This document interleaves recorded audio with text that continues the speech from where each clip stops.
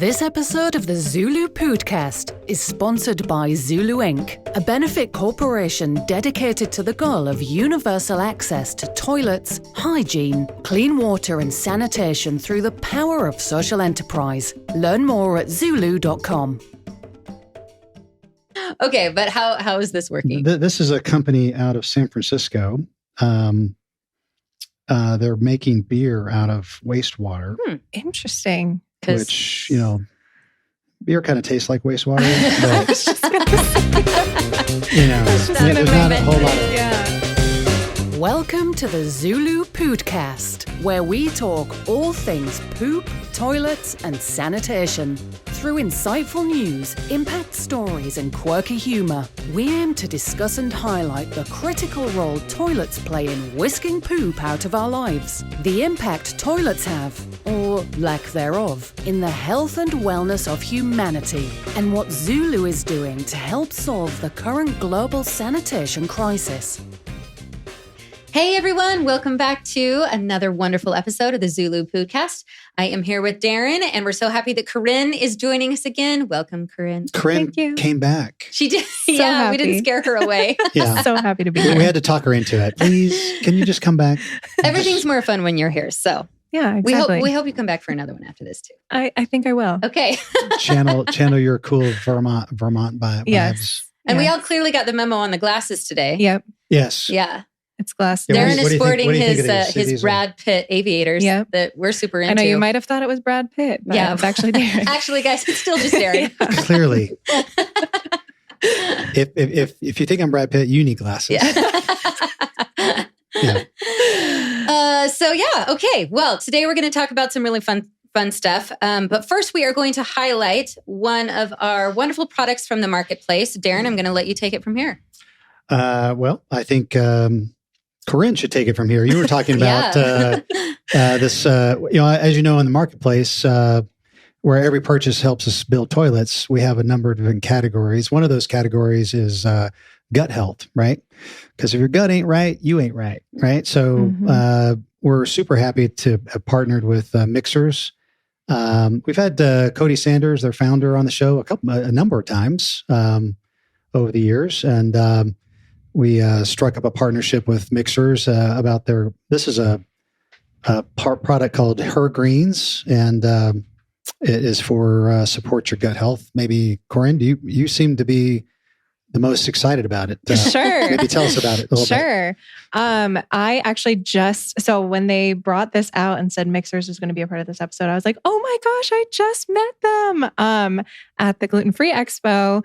But this one specifically is their greens mix, but then they also have products for your cycle and other products as well. But this is so good. This one was their mint limeade, and I mixed it up here. And We've all got it in our drinks, and I We're all haven't tried it drinking yet. it. Yes, So this is a first reveal. Exactly. Let's see. Mm. It's And, really good. and men can drink this too, Ooh. right? That's really good. It Yeah, just it's tastes really like good. limeade. Yeah, no, exactly. Because I feel like not to compare, but I feel like there's a lot of greens on the market. My swallow was so loud. Ooh. Let me try that again. Yeah, Cool. do it more. It's really good, though. It's really good. Swallow louder. Mm. Yeah. So our So everybody knows the that you're audio actually podcast, drinking they can it. pick it up. It's What is really that in here. sound? I'm really drinking it, and it's really good. But yeah, I love local companies. They're based in Springville. So Yeah. so excited. I was so excited to see them. It's got a bunch of cool stuff in here. Spirulina powder, alfalfa leaf juice Mhm. powder, barley grass powder, wheatgrass powder. I could get away with oatgrass. feeding this or having my girls drink this. I think they'd Yeah, they actually have drink kids it. ones too, Oh, like that's specifically awesome. for kids. And I gave it to my partner's daughter, and she was like, "Oh my gosh, this is really good." Yeah. and it's really healthy too. So So do we have this specific flavor on the marketplace? Yeah, this is on the marketplace. Okay, If you go cool. to our the marketplace, it's under the featured products. You'll see Her Greens, This is it's really really good. good. Yeah, and I think and really you good also for get you. if you go and you check out through the ZuLoo marketplace, you also put ZuLoo in your checkout code. They'll give you another 10% off. Oh, So awesome. kind of a cool thing. Yeah, A very cool So thing. We're excited about Mixhers as a partner on the marketplace. And just like as a quick update, can you tell us a little bit about our projects going on in India and Zambia and what these people would be helping to further along? How are they furthering the cause? How's it going? Yeah, the project in Zambia is about done. They've put up they've dug the foundations and the pits and the wall, and they put up the walls, and they're just about I think ready to open the doors and start using them. This is for the school run by Mothers Without Borders. This is the Zambia, the Carol ZuLoo primary school in Zambia. We partnered with Mothers Without Borders to build toilets over there. And we also have our ongoing project with SAPID in India, in Hyderabad. We're actually going to have Mira on the show again I think she wanted to come on in early November because the project will be finished. Oh, and so she's going to give us a full update. But continuing to we stopped drilling water wells because the city actually came in and drilled they actually piped some water into the city, but still no toilets, right? Mm-hmm. Water comes in, but nothing, you can't really take anything out, right? So we're still building toilets over there as well. So yeah, so that's, we're excited. A lot of our partners on the marketplace, they're helping us support that as well. So yeah. Awesome. Well, I always say this, but these are really good gifts. Mm-hmm. So if you're looking for a great gift to give someone, this is a fantastic one for the women and children in your life. Yes. And it actually does taste amazing and will help, further our projects in other countries. And men can drink this too, right, Trevor? Yeah. He's drinking it right now. You just call him. Some. You're drinking some. Him greens. Him greens. His greens. Or how about that? His greens. Yeah. Just call them them greens. Them greens. Yeah, they're greens. But another great. They're greens. Yeah. Thanksgiving. Another great. Yeah. We were talking about Thanksgiving last episode. Is perfect for Thanksgiving. Yeah. Okay. Well, before we jump into our interview with Lindsay Stradley, which I'm very excited to talk about and share with everyone, Darren, let's hear some poo news. What's the latest and greatest? Yeah. So speaking of beverages, would you ever drink a beverage that was derived from wastewater? Yes or no? Ooh, don't we kind of do that all the time? Mm. My immediate reaction is like, ooh, no. I know, but that isn't all water reclaimed. We did the whole water reclamation plant. That's true, but this is pre-reclaimed. Then I'd have a hard time. Maybe I'd put some mixers in it and then I could drink it. But yeah, you could dilute it down with some mixers. Just ignore the sandy bits, the grain. Just swallow it. Get the little frother. Okay, but how is this working? This is a company out of San Francisco. They're making beer out of wastewater. Interesting. Which, beer kind of tastes like wastewater. But, I was just going to say. There's not a whole lot of that kind of smelly brown. I've always thought it kind of smells like pee. Pee water. It's kind of the same thing. But this beer uses water derived from showers, sinks, and washing machines. Oh. So it's not from your face.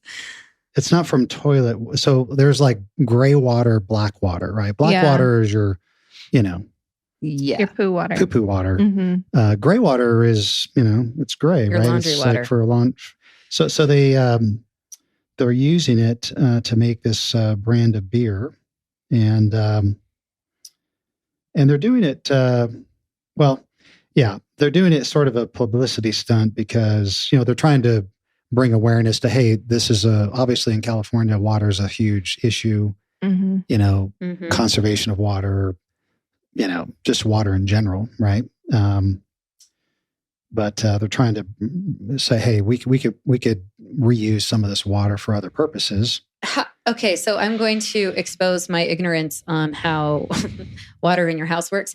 How are they separating shower water from toilet water? I mean, doesn't it all go down to the same place eventually? It depends on the pipes. Some pipes do have gray water.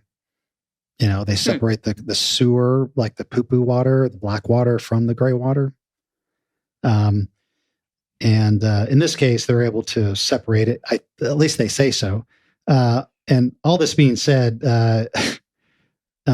California law prohibits the use of this water for drinking, right? So they're not able to market the beer yet. They're trying to work on that. But I'm wondering if people would buy it if they knew where it came from. Just kind of wondering. It's a cool idea because it's recycling and it's, more sustainable, but I think it would be hard mentally to get over that this is what I shower with. They purify the water. They do a lot of what wastewater treatment plants do. They use bacteria to break it down, and then they filter it through membranes, and then they disinfect it with ultraviolet light and chlorine. So it seems like it would be fine, maybe, but highly processed. This is interesting. Water. I'm like my marketing brain. I'm like, this is so smart of them because I would, as a consumer, I feel like I would pay to go see the process of it. Oh, interesting. Right. To like. Maybe I want to make knew, sure to reassure yourself. Yeah. I want to see this. If you could see the process, maybe you might say, okay, I may try it. I'm like if they compare the actual water with what it looks like after they process it, then I'm like, okay, maybe. It's actually a really cool idea. Yeah. Just, it would still be a little hard to. Yeah, it would be hard. What are they calling it? I hope they have like what's the catchy name? Fun name. Devil's Canyon. No, is that really what it is? Devil's Canyon Brew. Is it the brand or is that the name brand. of the? That's the brand. They say they produced 7,000 cans of beer using this type of water. Are they just selling them and not telling people? Yeah. They're like, we can't market it because it's illegal, but California law still prohibits the companies from marketing and selling the beer. So I think, they're hoping that they're going to change the law. So I don't know. Maybe you need to invite the city council down for a beer. And just don't tell them what it is. Have them taste it first. And then, anyway, but that's... it's very innovative. Mm-hmm. Yeah. So anyway, talking about water. Anyway. If you're friends with the owners of that brewery and they bring drinks to a party or something, maybe be cautious. Maybe ask some questions. Maybe change the brand, like super clean water, super clean beer, or something. Really, this is really clean. Clear beer. Yummy beer or something. Devil's Canyon. I don't know. That brings up all kinds of connotations. Yeah, it does. Devil's Canyon. So anyway, that's going on in the news. And this is an article. Jocelyn, I think you would agree with. Says here, doctors are saying that using your phone on the toilet could cause permanent damage to your body. Oh my gosh, I love this. What damage? I mean, I don't love this. I really don't want anyone to be damaged by using their phone on their toilet, but I've explained on the Poodcast before that with my ex and I were married, we used to get into big fights about how much time he spent on the toilet because he was looking at his phone. So this is just another, arrow in my quiver. Yes. I'm right. Yeah. Yeah, you should ask your ex-husband, if you're still on speaking terms. Of course, he's great. If he has any problems with his rectum or anus. Oh, I don't know if we're on that good of terms, but maybe it's time to find out. Because, sitting on the toilet too long could, as doctors are saying, could lead to hemorrhoids, anal fissures, and even rectal prolapse, which I don't know what that is. That sounds bad. Sounds like a pregnancy thing. Anyway. Wait, so it's not actually, the phone's not doing anything. It's just because you're sitting on there longer. Yeah. Okay. Yes. They say 65% of adults take the phone into the toilet with them. Oh, and there's so many reasons why that's I know. gross. I have heard about in Spain, it was the highest. I don't know why Spain, 80%. How do they know? Who's reporting this? Germany, 55%. This is an international study, I guess. Oh, wow. Okay. Well, I'm going to give Jameson a call after this. Yeah. Call him up on the podcast. Solve this mystery. You just cold call him. Guess what? Hey, we're recording. You're live. How's your anus? If you're between the ages of 26 to 41, you're most likely to take your phone in. He's the in the danger zone. Yeah. So anyway, it's either that or reading the shampoo bottles, which is what I did when I was a kid. Some sort of entertainment in there. Oh my gosh, that's adorable.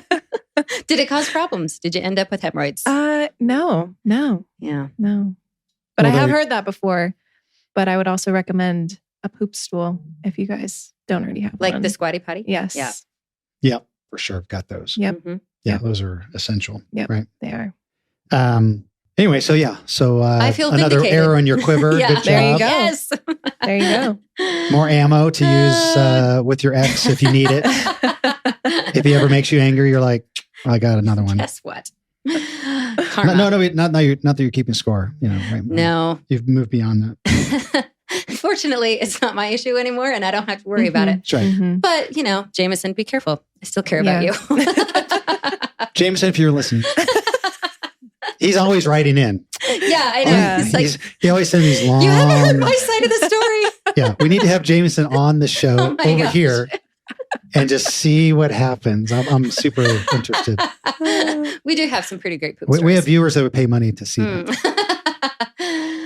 Okay, well, on that note, we had a really fantastic conversation with Lindsay Stradley of Sanergy. Super awesome. Super really, excited. Really, really cool. She's got her stuff together and she's making a big difference.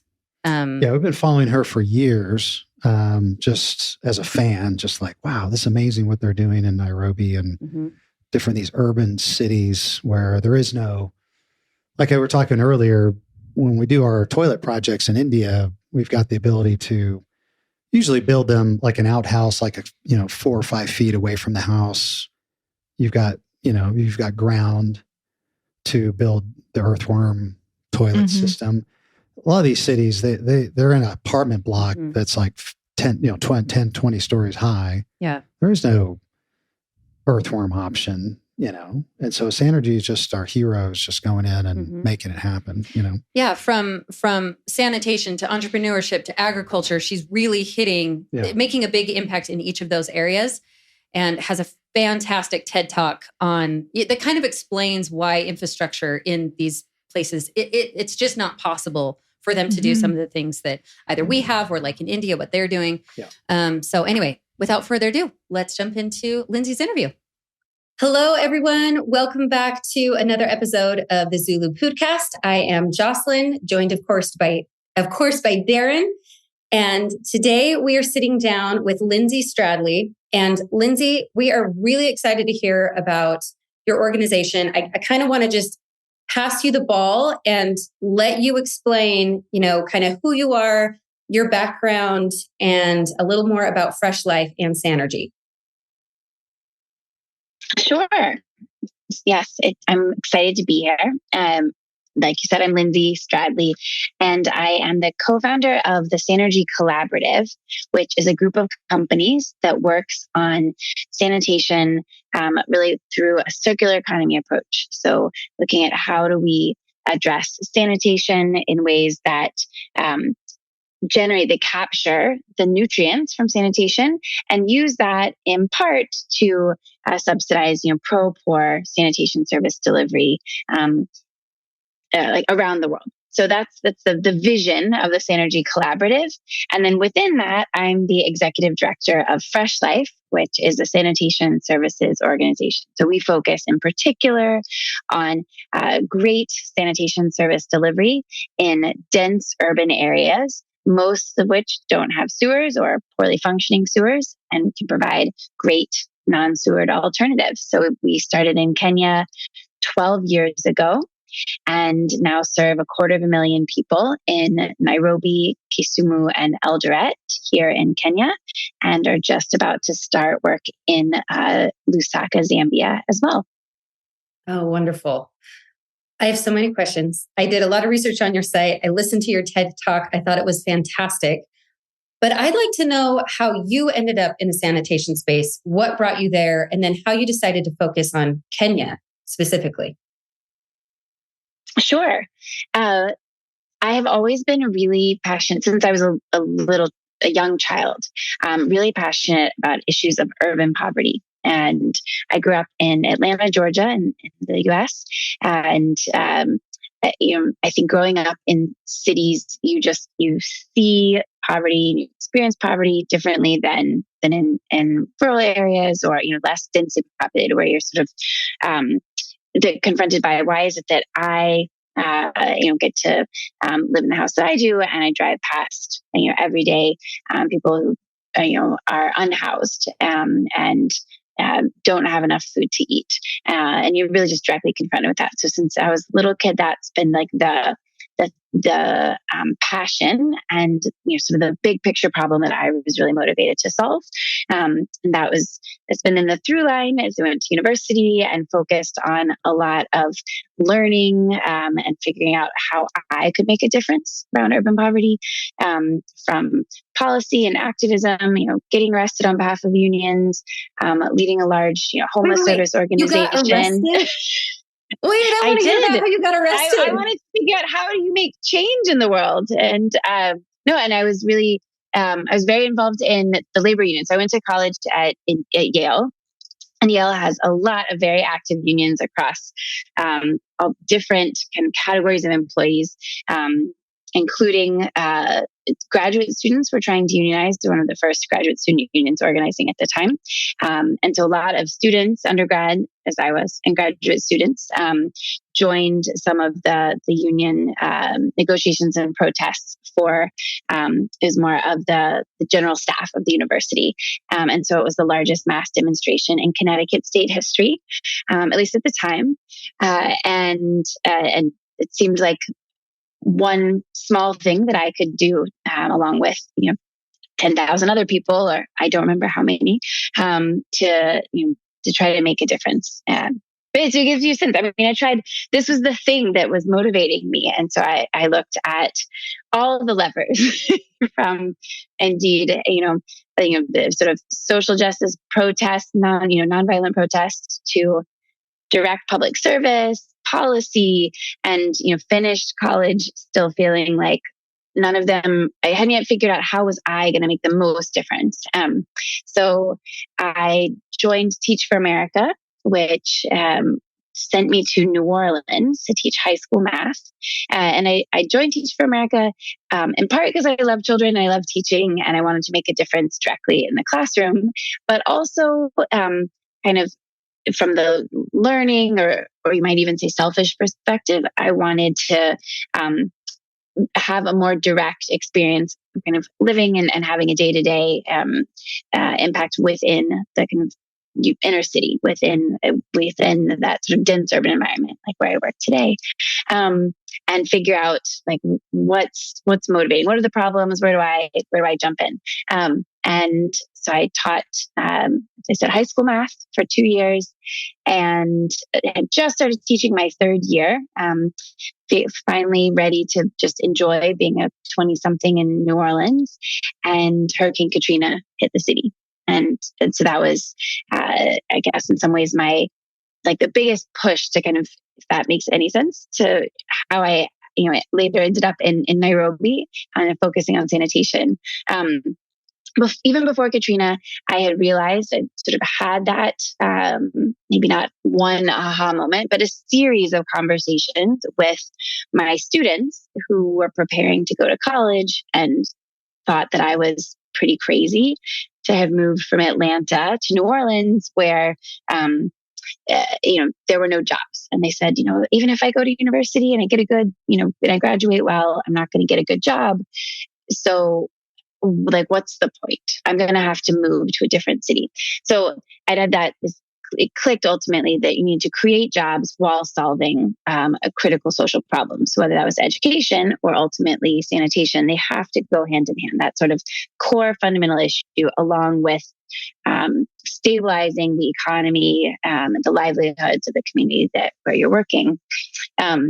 So spent the next year in New Orleans helping to rebuild the city. Started the first high school after that opened after Katrina, which is going well. I think the point to your question, to the conversation, how did I end up in Nairobi? The key part was that it was at that time a city that I was working in a space that wasn't fully defined. That there was a lot of need and a lot of great people, and there was a kind of loosely defined structure and an opening for people to jump in and support the city, the government to rebuild its social services. And in this case, started a high school that helped to then bring was one of the many ways that helped to bring back people to move to New Orleans. And along the way, did all sorts of crazy things, probably crazier than getting arrested. So our building had been destroyed during Katrina, the building of the school where I had been teaching.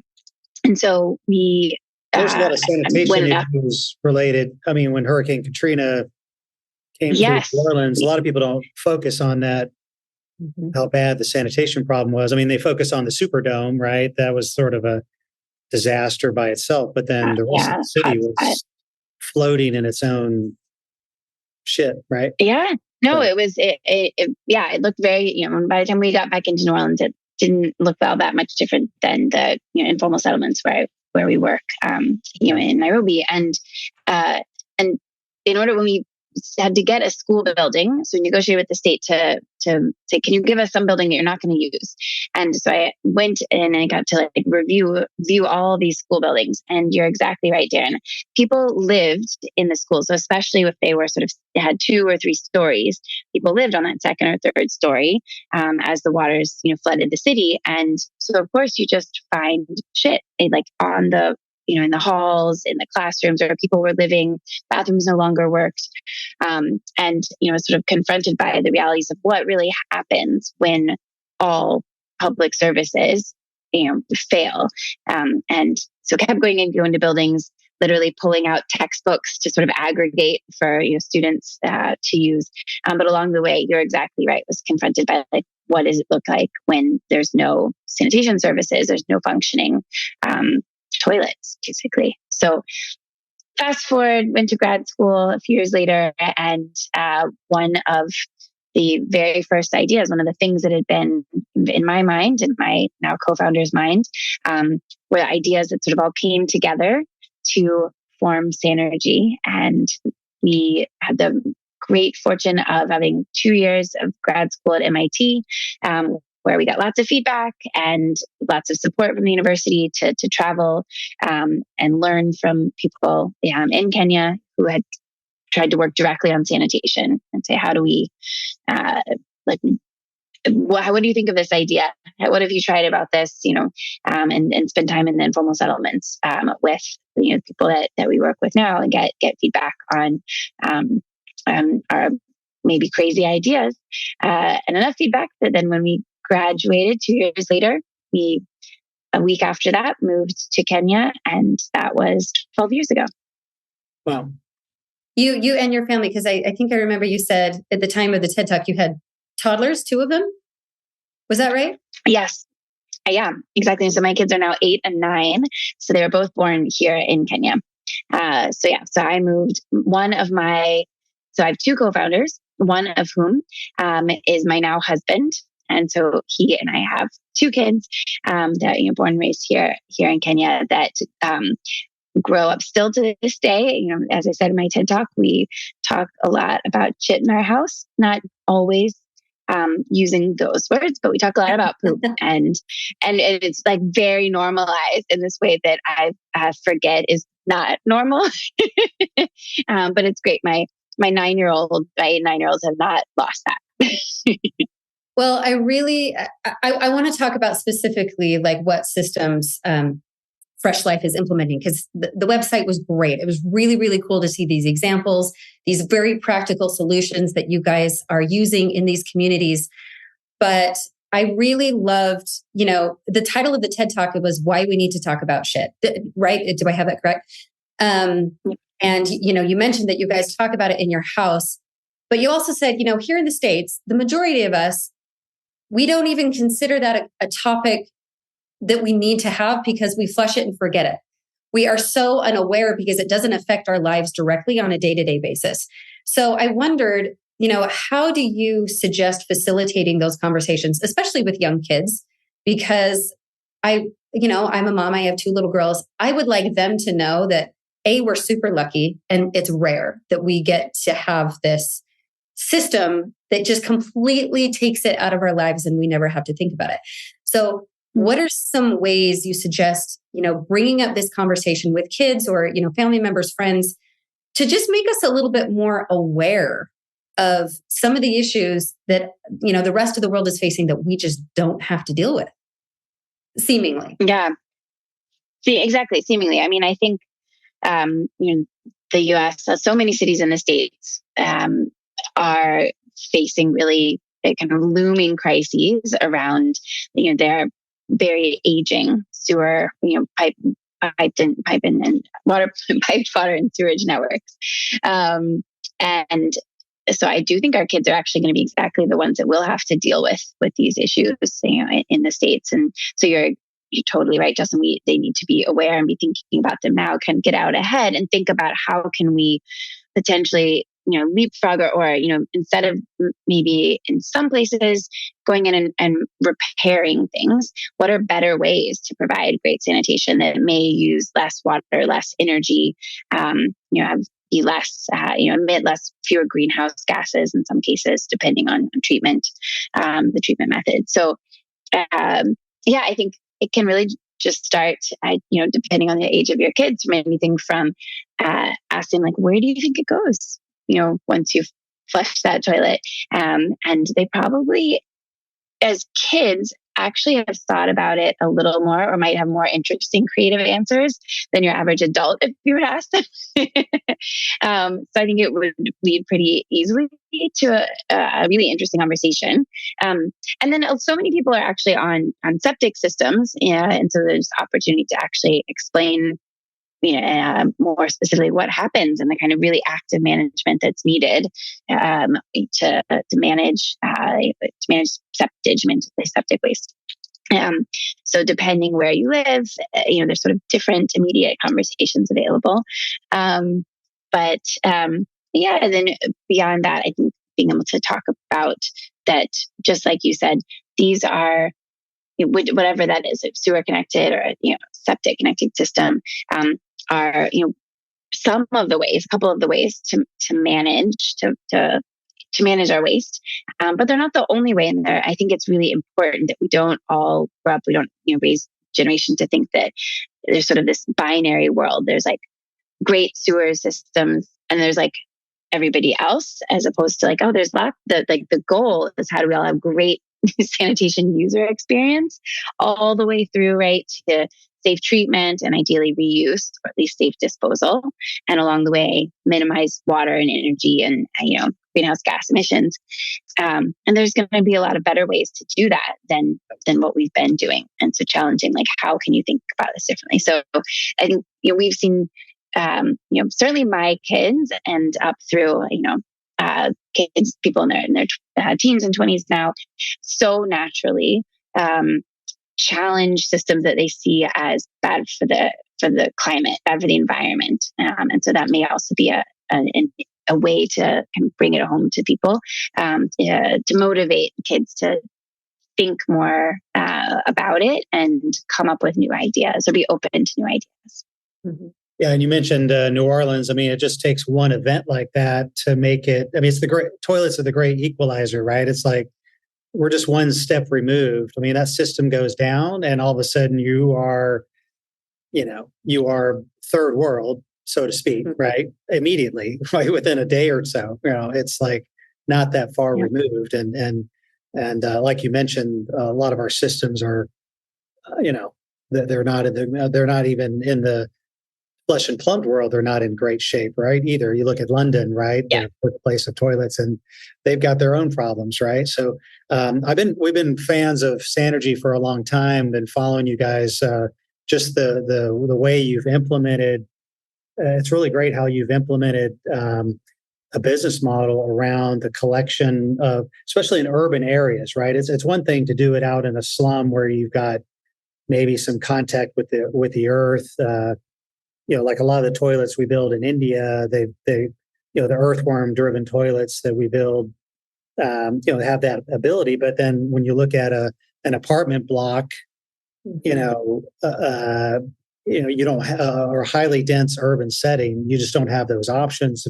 And so it's great to see, and maybe you could share with us a little bit about how that came about, the business strategy of collecting the waste, having toilets. I know you have different systems going, but maybe you can share a little bit about that. Sure. Yeah.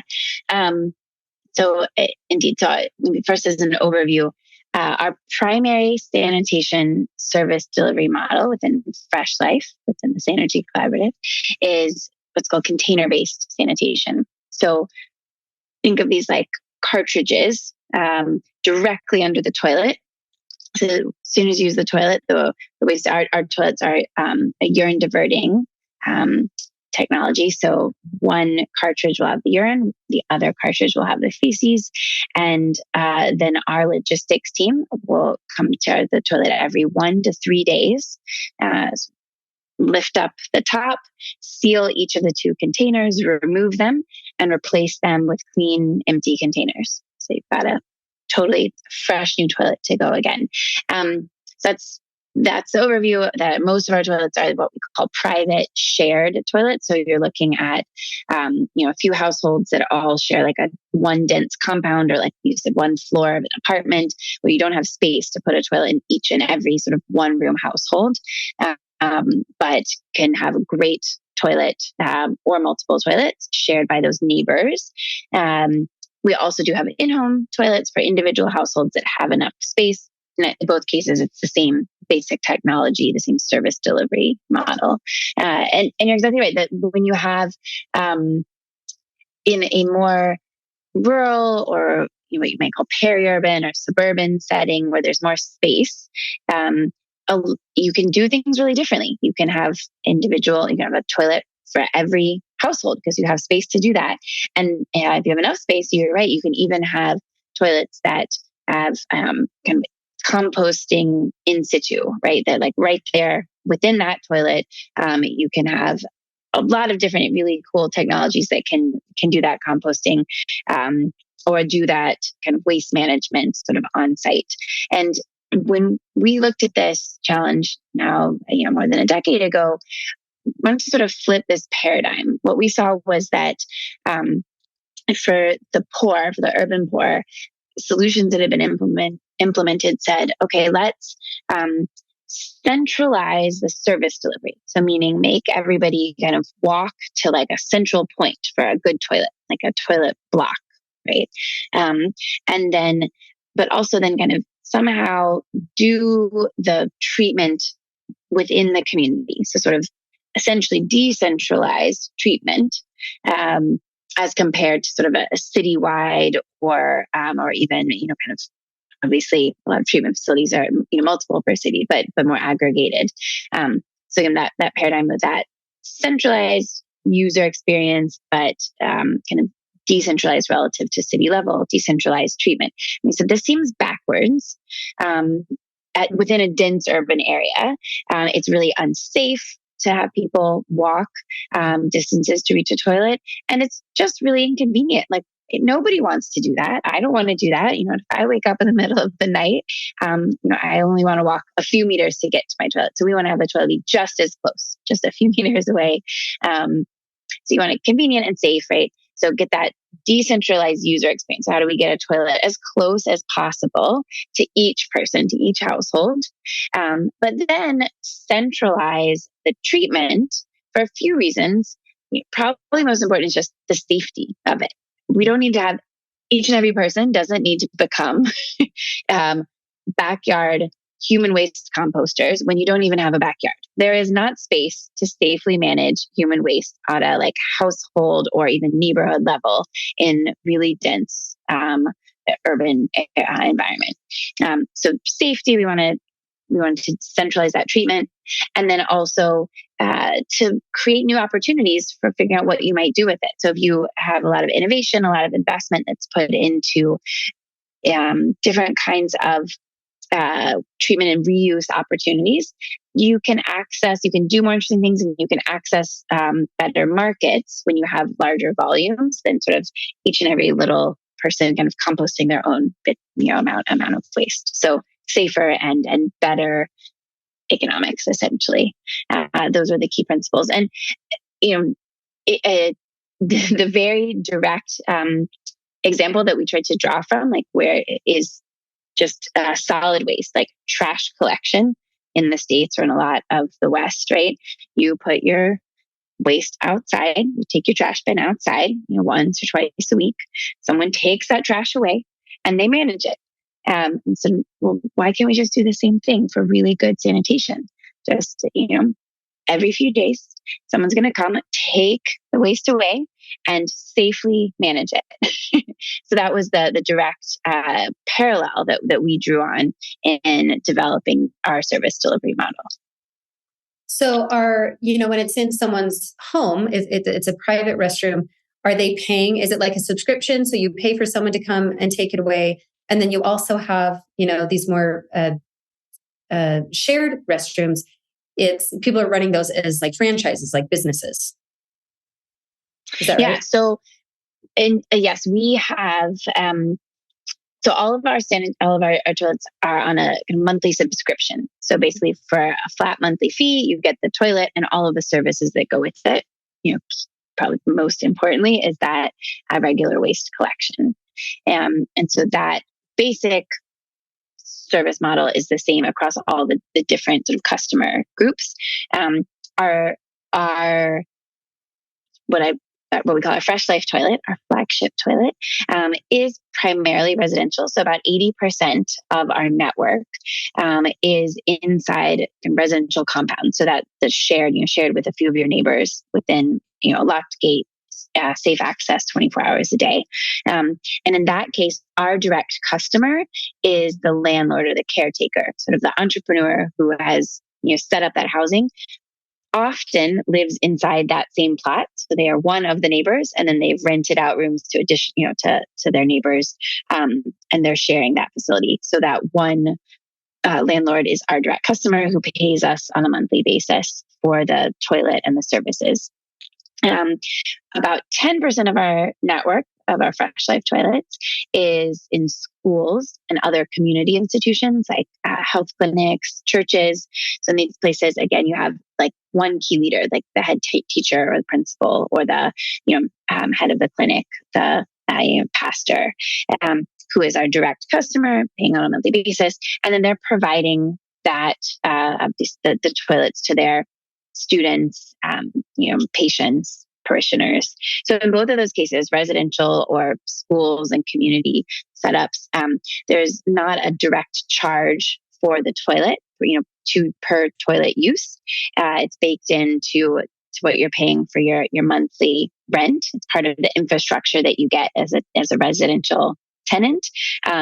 Part of the services, the infrastructure you get as a student at a school. There's not an additional charge, but it obviously strengthens the business, the value proposition, if you will, for the landlord or the head of a school to now offer to have a great toilet within their residential compound or within their school. And then the balance in percent, Jocelyn, is what you mentioned is commercial toilets. So think at a bus stop or at a market. And indeed, in those cases, it is pay per use.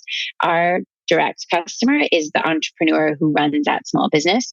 And then they charge that typically per use. Sometimes they'll have a sort of, weekly or monthly subscription available, but essentially a fee for use. And that all that revenue is theirs to keep. That's awesome. It seems like it's working very well. So you've got it going in Kenya, right? And then what other countries have you implemented this in? Yeah, so we are. We started in Nairobi, and here has really been our proof of concept. This seemed like maybe a crazy idea a decade ago. So we needed to show this could be done safely, at scale, cost effectively. And as we've been able to prove that, we've then expanded beyond Nairobi only where there are cities that have said that they want, basically the municipality, the utility has brought us in as their direct partner, essentially kind of subcontracting to us the non-sewered sanitation service provision. So in Kenya, that's now the cities of Kisumu and Eldoret, where we work with the respective utilities.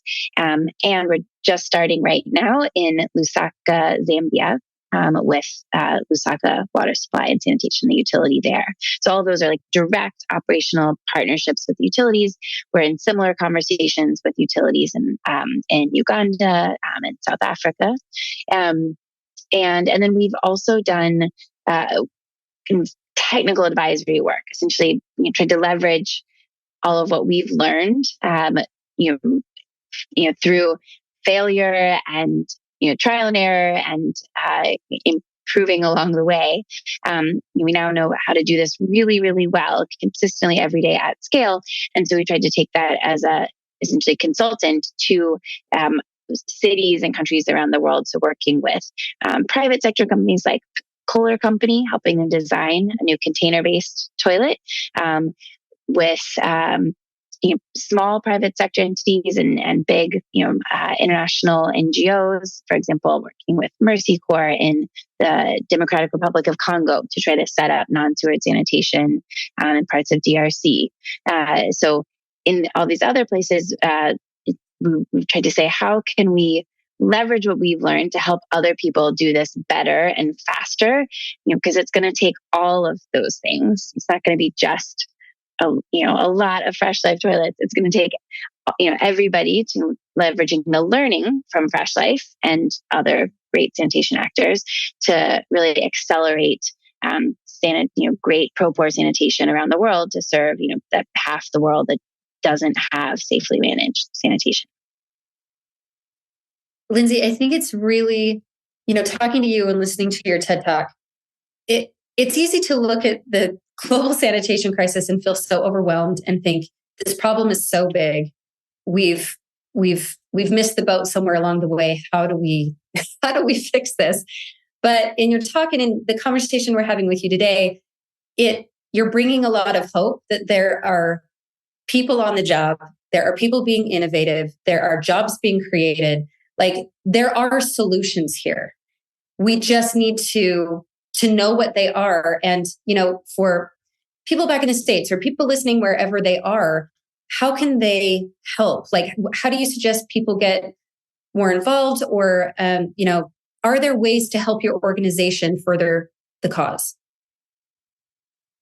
Yeah. And in our case, and I know this is true for other members, that we're part of what's called the Container-Based Sanitation Alliance, the CBSA, and there are other great organizations doing somewhat similar work, adapted to the context in Haiti and Peru, Ghana, Madagascar, and India, other places around the world that are members of our association, and many of us, Fresh Life included, happily take donations. Are always looking for great partners. So whether that's kids, schools that are looking for cool opportunities to learn and donate to something outside of kind of the world directly around them. I'm happy to have them join us, support us in the work that we're doing, up through, partners, larger philanthropic partners. Happy to have them along the way as well. So certainly, donations are always appreciated.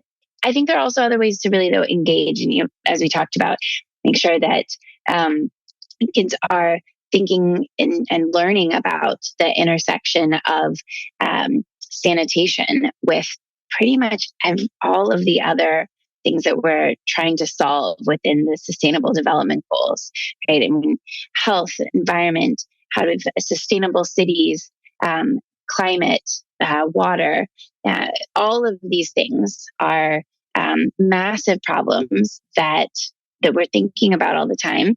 But what's really cool about sanitation is it takes it down to this really concrete, like you said, practical thing to say. How do we bring great sanitation to people in a way that can move the needle in each of those? And it can feel like a much more, I would say almost more solvable problem than trying to say, how do we solve the climate crisis? Because it just feels so practical. It's something we all have experience with several times, probably every day. So we have real lived experience to draw and to think about what makes a great sanitation experience and how can we ensure and that everyone has that same opportunity and have kind of empathy on a different level, a more human level, than some of these other major challenges that we're facing as a planet, as a society today. All right, guys. How was it? Fantastic, right? So good. Yeah, Lindsay's really, really cool. I loved hearing kind of her origin story and how she ended up over there. And I mean, especially, again, going back to her TED Talk, it talks about specific people who are being impacted by Sanergy and the big difference it's making in their lives. Well, and just like her story she shared about being in New Orleans after Hurricane Katrina, and how we're not that far removed from being in that situation. If all of a sudden your power went out and your water went out, it wouldn't take very long for you to just civilization falls apart really quickly, right? When you don't have any ability to. We're one natural disaster away from. I know that happened to us in Puerto Rico. Happened from time to time. Like the water turns off, the electricity turns off. Every once in a while, and then you're like, sometimes it comes on, but then other times it doesn't, right? And Trevor, Trevor can attest to that. He came to visit us, and like the day he flew in, he's super tired. He just wants to go take a shower, and I'm like, "Hey, Trevor, about the shower, we don't have water." But the ocean's over there. Yeah, you can go jump in the ocean, but there's no, and you think about, okay, I can go maybe a day without a shower, but okay, the toilets don't flush either, right? Yeah. And that's the big problem. So Trevor was a trooper. He's like, oh, I'll just go get some buckets out of the swimming pool. And anyway, that's a whole different story. But, Trevor's a warrior. He'll figure it out. But yeah, like Lindsay's story about New Orleans and then obviously Nairobi. In some areas of Nairobi, it's like, part of the city is like, first world, just, flushing toilets, everything's good. And then the other half is like the opposite. There is none of that. Right. And so Sanergy is helping to bridge that gap, which is awesome. It makes me so grateful there are people that are smarter than I am and figuring out these problems, because I would look at it and just go, I don't know. Yeah. Just throw it out the window. Yeah. But yeah, super grateful that she spent so much time with us, talking about what she's doing, and hopefully we can have her back on the Poodcast, because they're always doing something great. Yeah, super great. So, all right. Well, Corinne, thanks again for joining us. Thank you for having me. Come back for another one. I hope so too. Awesome. All right, you guys, we'll see you soon. Thank you for listening to the ZuLoo Podcast. Follow us on social media at our links in the show notes below. To learn more, visit our website, ZuLoo.org. If you liked the podcast, be sure to subscribe, like, and comment. For even more ZuLoo fun, send us an email with your toilet stories to podcast@ZuLoo.com for a chance to be featured on the podcast.